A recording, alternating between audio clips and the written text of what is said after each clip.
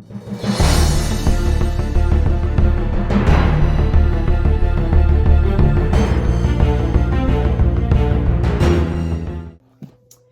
y'all, what's up? Yeah, I haven't made a video in a while. I have a lot going on between this pandemic thing and so much crap going on. But one thing you guys don't know about me is I like to read. And I wanted to do a little thing on, the books I have read so far, like a little, I don't know, some books that I think you guys will like. I don't know. But I do like to read. I got that habit from my mother. My mother loves to read. Well, used to. She could read a book front to back in like not even a couple of hours. She'd just get her a good book, get a good place to sit, and she likes to chew on ice. So some ice, and she good to go. Don't mind the background. We are doing a little cleaning and all of that, so don't mind the background. I might just edit that out anyways, but whatever. Okay, so these are the books that I have read so far. You can tell I kind of like thriller books. So the first one is The Cabin. It might be backwards for y'all, but whatever. Y'all get the point. The Cabin, this was a good book. It kind of made me mad at the end because the end, it seemed like it was rushed. And it seemed like it wasn't finished. So if there's a second book to this, I would read it. But this one is about these teenagers. They go to a cabin, for a little summer fun or whatever. And someone kills their friends one by one. And they try and find out who it was and whatever. And it's a lot of lies in this book. A lot of cheating against friends, backstabbing friends, a lot of secrets. So this book, The Cabin by Natasha Preston, I liked it. Don't get me wrong, I liked it. I read this book from front to back. But the ending, it like made me mad. And I went on Barnes & Nobles and seen the reviews, and everybody was basically talking about the ending. It was like rushed and, and wasn't finished to me. I feel like she could have did better. I feel like her deadline was coming or something. But it was a good book. Don't get me wrong, it was a good book. So once again, this is The Cabin by Natasha Preston. Now, this is my first review, so don't give me no hatred or nothing or whatever. Okay. And Reconstructing Amelia. This book was sad at the end. And this book is about a girl and her best friend. Excuse me, they try. Well, let me just read the back of it. Litigation lawyer and harried single mother Kate Barron is shocked when her daughter's exclusive Brooklyn private school calls her that Amelia, her intelligent, high-achieving 15-year-old, has been caught cheating. But when Kate arrives at Grace Hall, she's blindsided by far more devastating news. Amelia is dead. Despondent, she jumped from the school's roof. At least, that's what Grace Hall and the police tell Kate. It's what she believes, too, until she gets an anonymous text, Amelia didn't jump.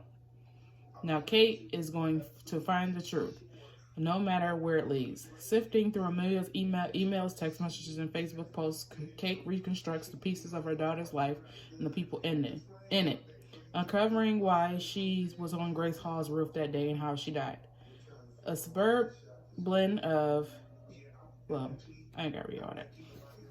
But this book is about a teenage girl basically trying to fit in with other teenage girls, and a lot of what's the word? A lot of things Amelia did in this book was to make people like her. She was quiet, whatever, but it's a lot of, what's the word? I can't think of the word, but this is a good book. And I think a lot of teenage girls need to read this book, Reconstructing Amelia, because this book had me almost crying at the end because it was so sad how teenage girls think about other teenage girls. You know, there's a lot of bad influencers and cliques. This is one of the cliques was, they talk about cliques in this book, and, you know, and just craziness. Just a typical teenage girl life or whatever. And let me read the back of the cabin. They think they're invincible. They think they can do whatever and say whatever they want. They think there are no consequences. They left me no choice. It's time for them to pay for their sins. A weekend partying at a remote cabin is just what Mackenzie needs. She can't wait to let loose with her friends, but a crazy night of fun leaves 2 of them dead, murdered.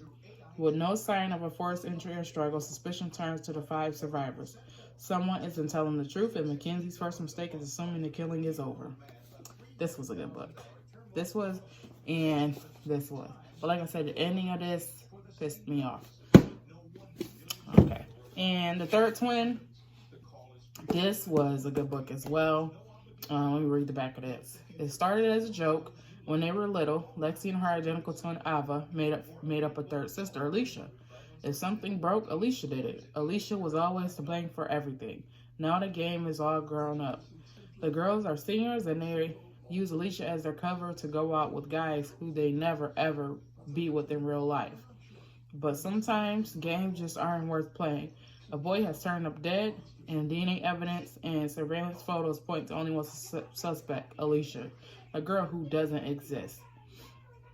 Ava insists that if they keep following the rules for being Alicia, everything will be fine, but Lexi isn't so sure. She must find the truth before another boy is murdered. Now, this was a good book, and at the end is someone that you will never suspect who murdered this dude, murdered the boy or whatever. But they find out at the end, and she tries to, the person tries to murder someone else at the end. But they do, I don't want to mess up whoever's going to read this book. But it's a lot of secrets in this book as well. A lot of lies. And I don't know if I would say jealousy. I don't think it's jealousy, but it's someone that tries to protect them, and what she's doing, what she thought that she was how she was protecting them really wasn't a good way to protect them. But this is a good book too.